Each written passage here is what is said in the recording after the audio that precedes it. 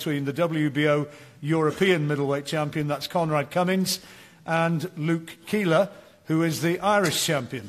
Now, there are in the room, Conrad is here, and also Tyrone, so if you want to have a word with either of them after we've finished this, then they are here and available to do one-on-one chats about their fight coming up. But this really is, I think, the main event. Absolutely outstanding fight. Carl almost needs no introduction. He's an iconic Belfast fighter. So far as Nonito is concerned, he first became a world champion in 2007. He's been a world champion at 4 different weights, from flyweight through to featherweight. He has been one of the very best fighters of his era. And I think a few people thought that Carl, after his last fight, which was a tough one, would have taken an easy option. Not to be, because this guy, well, his record stands for itself. You've said that you need a hard fight to get up for. You need a name to get yourself up to the highest level. And before we go anywhere else, Carl, just tell us about that, because this guy is a real fighter. Yeah, Nonito Donaire is a future Hall of Famer, a fantastic fighter. First of all, I'm noticing a lot of Filipino faces in the crowd. This is this is the most probably support an away fighter has had at a press conference. So, and you know, for the last couple of years, maybe 4 years, I've been approached in the street by Filipinos asking, what about Donaire? Is that a fight that can happen? So he's going to have a big fan base. But this is a fight that I need fights like this to get up for it, and I need names, and what better name than Nonito Donaire? He's an amazing talent, 4-weight world champion. He can punch. And when I say he can punch, you know, you talk about people who can punch, but he doesn't just knock them over. He's put guys to sleep before. But that gives me a wee bit of a fear factor, and I think that's when I'm going to be at my best. Yeah, 24 knockout wins in 38 victories for Nonito, which kind of underlines the fact that he's a genuine power puncher. Before we talk to the two guys in a bit more detail, let me just introduce, representing Richard Schaefer for Ringside Sport, Mirko Wolf, who's at the end of the table here. And from your perspective and from Richard Schaefer's perspective, you must be looking forward to this as a pretty special occasion, and somewhere where Nonito can get himself right back into the level where he would wish to be to maybe fight for a world title himself. Absolutely. First of all, Richard is very excited about this fight. He's sorry that he cannot be here today, but he has other important obligations right at the same time in the US. But he's very excited about this fight, absolutely. Those of you who know Richard Schaefer know that he put on some of the biggest fights in the sport. He was the promoter of Floyd Mayweather, Oscar De La Hoya, those big names in the sport. And he's interested, and only interested, in putting, again, the biggest fights in the sport, putting fights for the fans. And I think this is exactly what we're talking about, a fight for the fans. Something that, where before the start of the bout, you're not sure how this bout will end. It could go either way, because both of them are great fighters. Both of them can hit hard. Both of them can box. So it will be something where you go in and you're not sure which way will it go. I mean, you have your favorite, of course, but it will be exciting, that's for sure, and that's something that the sport needs. And talking about the situation that those two gentlemen are in, it's a similar situation. Both of them lost their world championship. They came back, and now it's the time to show who's going to be world champion again, who's going to be in a position to maybe even unify all the belts. And that's what we are talking about, and we're excited about it. Well, let me introduce you to Nonito, who's got this amazing record. He's been a world champion since 2007, on and off, and you can see he's got supporters, friends and family here today. You're in the ring in September, so you're coming into this on the back of a victory. What about Belfast? How are you enjoying it so far? You've been up on the roof of the hotel before we came in here, which must have been a bit of an interesting experience. Pretty damn cold, isn't it? Well, first moment I got into Belfast, it was definitely cold. One thing, I thought it was cold, but I never thought it was that cold. But one thing that I did find amazing was the warmth, the welcome, and just the amazing people that I've come across. Of course, the Filipino community who's been so warm to me, but the people that helped me out, knowing who I was facing, but they treated me with respect, with love, with just the welcome, and I was absolutely blown away of how kind you guys are, and that's just that brings a lot. And one thing that I have to say is that no matter what, the love and the loyalty, you can't find this anywhere else.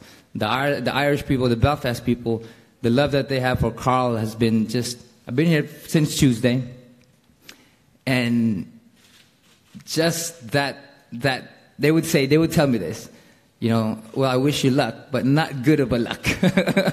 I wish you well, but not too well.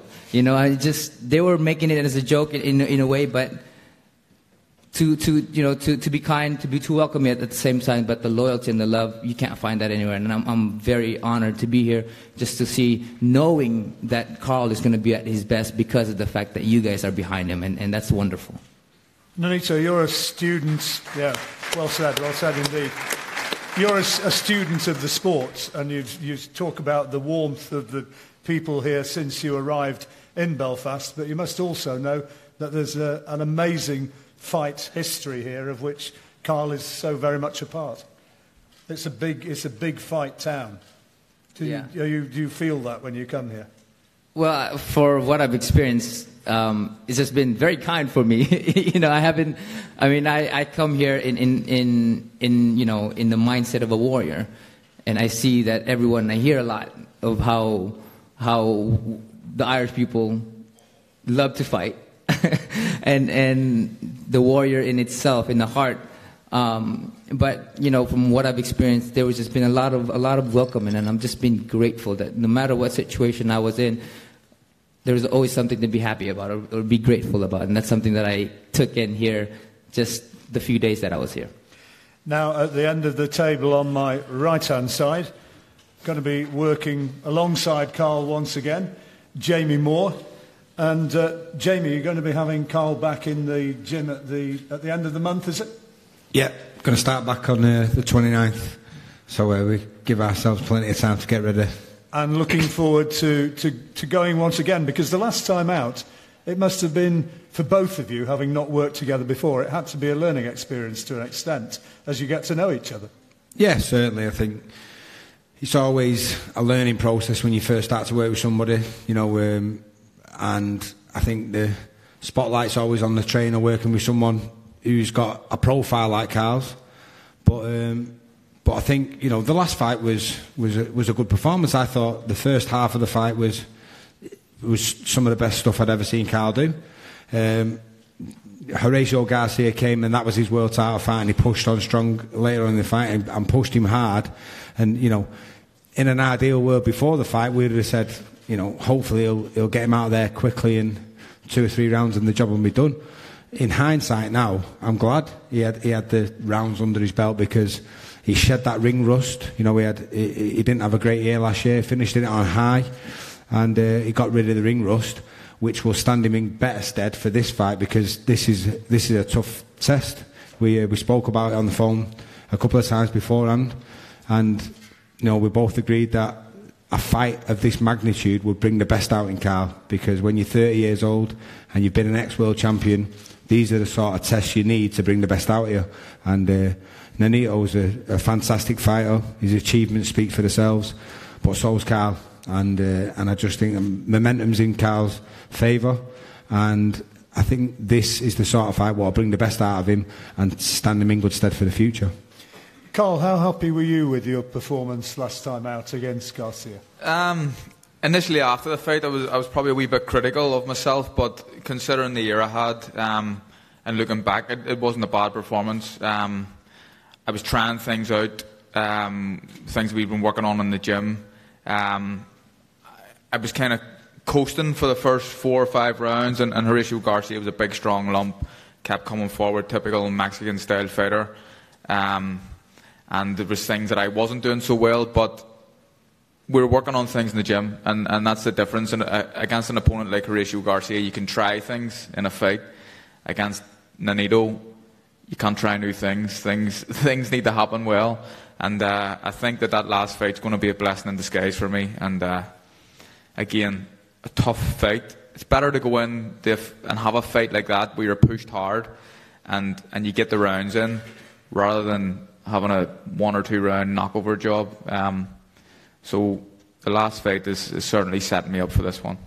After that last one, I think a lot of people thought that with the possibility, very real possibility, of an open-air fight at Windsor Park in the summer for a world title, that you might have been excused for taking an easy option in the run-up to that. Did you have to be persuaded to have this guy, or was it a case of as soon as it was mentioned, you said, yeah, bring it on? No, his name was mentioned, and we didn't speak about any other fighter. So once Nonito Donaire's name was mentioned, I was attracted to the fight, and that was the only boxer that we ever spoke about. So, credit to the teams for working together, Richard Schaefer, MTK, and Frank Warren as well, for bringing a name like Nonito to Belfast. A couple of years ago, you wouldn't have believed that a guy of his calibre would have came here. So that was the only fight that was mentioned. And again, my objective is to win a world title.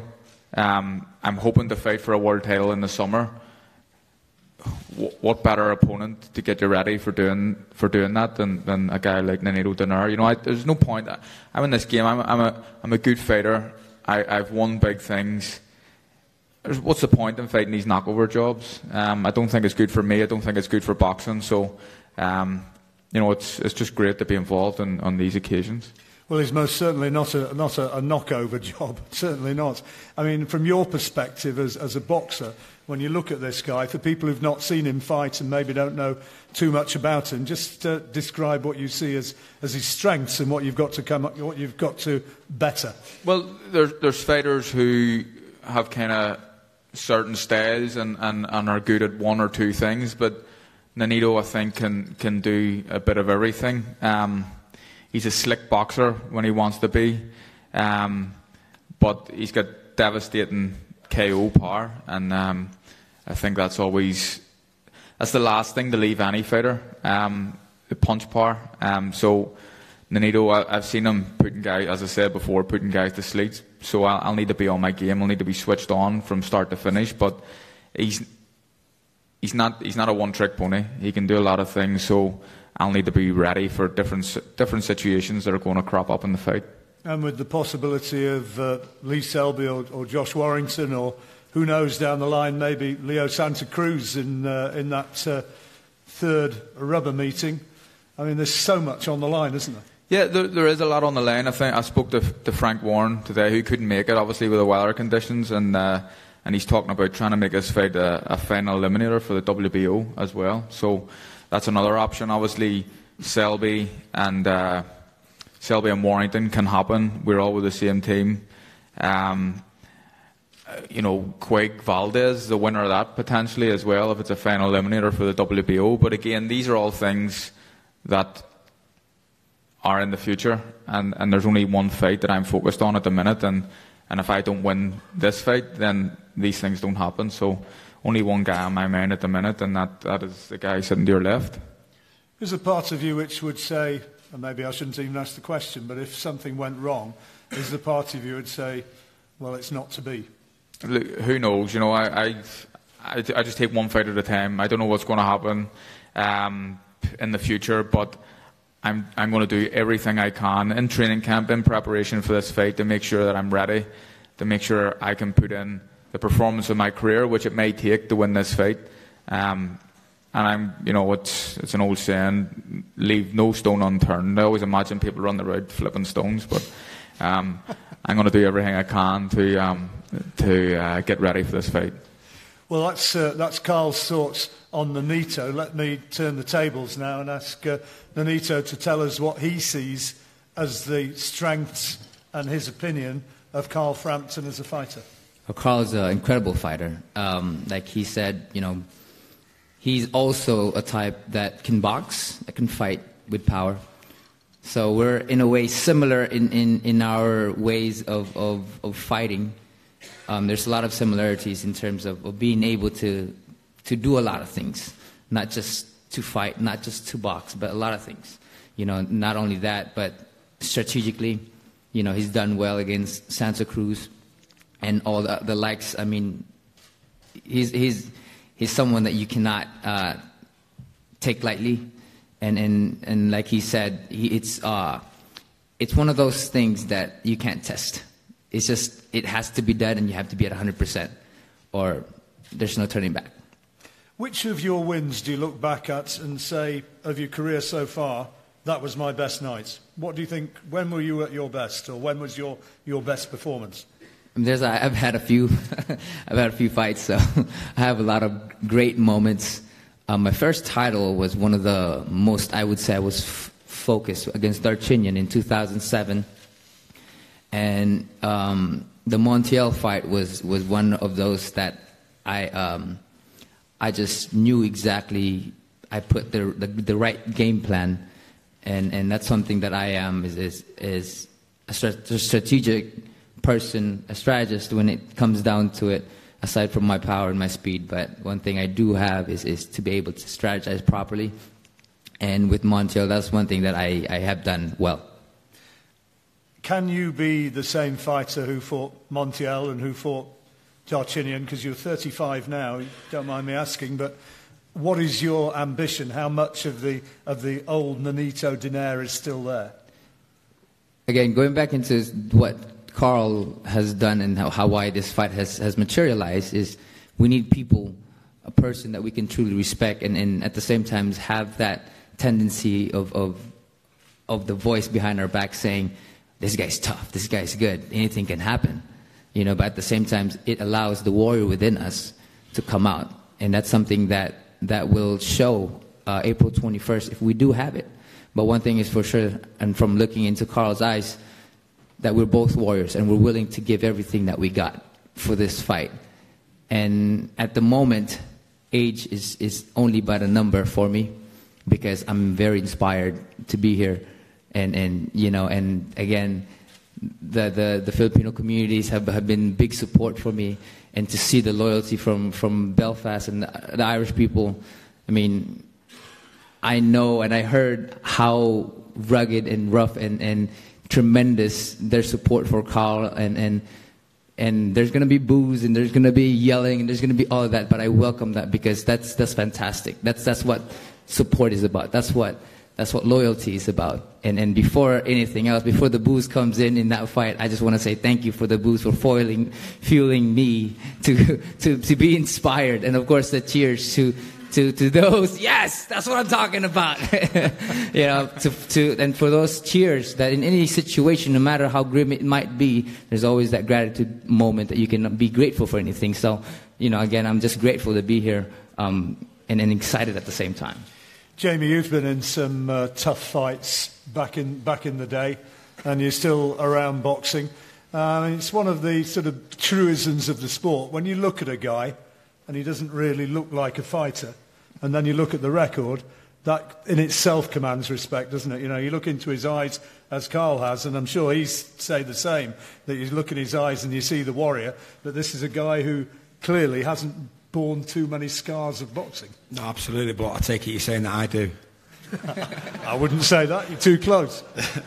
No, I agree. I think a face tells 1,000 words, especially when you're in a sport like we are. And mine's got many miles on the clock, but Nonito's been in some fantastic fights over the years, and that doesn't tell that story, which shows you that who came out on top in those exchanges. And I just think that Nonito's right what he's saying. You know, there's certain breeds of character where you can't teach some sorts of attributes to fighters, and one of those is heart and determination and will to win. And he's also right in the sense that Irish fighters have always had it, Filipinos, Mexicans, they've all got a reputation of having that heart and digging deep, and those are ingredients for a fantastic fight. And you know, we can get our tactics right. You can box, you can manoeuvre people into certain positions, you can get hurt, But it's how you react to those situations, and when your back's against the wall, the true colours come out of a fighter. And we've seen from both these guys that when they are in those situations, they bite down on the gum shield, they dig deep, and they go at it. And that's why the fans are in for a treat on the 21st of April. Carl, just talk about the fans, because this is another huge Belfast occasion for you. Biggest name, I guess, you've fought in this city. And it must give you, as a fighter, huge pride, doesn't it, to step out there into the ring against a lad of this stature? Yeah, again, I think I'm just grateful that a name like Donaire is coming here to Belfast. In my opinion, the biggest away fighter ever to fight in Belfast. A huge name, and again, someone who I respect, but I desperately want to win this fight because I know what's next. I know I can see the carrot dangling in front of me of Windsor Park. So, but the fans are fantastic, and they're passionate. They get behind me. I had a bit of a bad year, and obviously I split up with my former team. You know, who knew how the fans were going to react to that? But they've been on my side, and they have my back, and I think it's going to be. The last fight was the noisiest the Odyssey's ever been against Horatio Garcia. No disrespect to him, not one of the biggest names in world boxing, but Nonito Donaire is, and I think the atmosphere is going to be better than it's ever been. I think it's going to be a very special night indeed. You're going to have opportunities to do your one-on-one interviews, of course, with all the guys here who are going to be available for television, radio, newspapers, whatever. But for the time being, can I throw it open to the floor? Any questions which you'd like to put to the guys up here? Please shout up and have your say. Any questions, please? Nonito, you are 35 years of age. Do you think this fight is make or break for your world title? Oh, definitely. You know, I love what I do. I love the sport of boxing. It has given me it has made me the person that I am, and everything that I am, and everything that I have. So I'd like to be in this sport for quite some time, but definitely a make or break kind of fight that it's a must-win situation for me.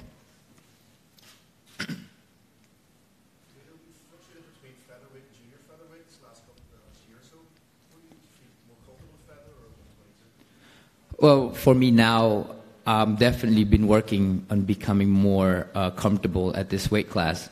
You know, I've done and hired guys to put more muscle and be very comfortable. So at this moment, I would say that I'm very comfortable at this weight class now.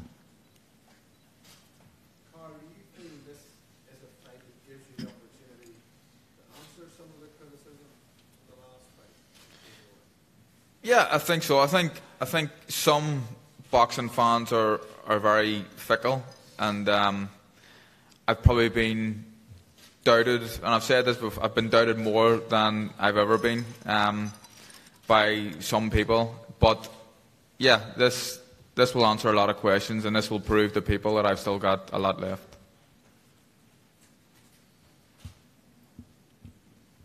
Did the fact that you sort of got that criticism, I guess online as much as anywhere, did that irritate you? Probably a bit. I think I'm only human, you know, but when you think about it rationally, the people that are criticising are, you know, sitting in their mum's front bedroom giving you grief on a laptop, so it doesn't really matter what they think, but I'm only human, and it annoys you a little bit, but you know, I've done a lot in my career, and I hope to be able to do a lot more. Any more? James? Anybody? Shout up, please. Any more questions? No? Right. Well, you will have your opportunity to ask questions one-on-one, and we'll also get some photographs now for all you guys with your cameras at the front. So we'll clear the table and do the traditional face-offs and all the rest of it. And as I say, everybody here is available for interviews. Thank you very much indeed for coming. And there are tickets still available. April 21st is going to be a very special night. Thank you very much.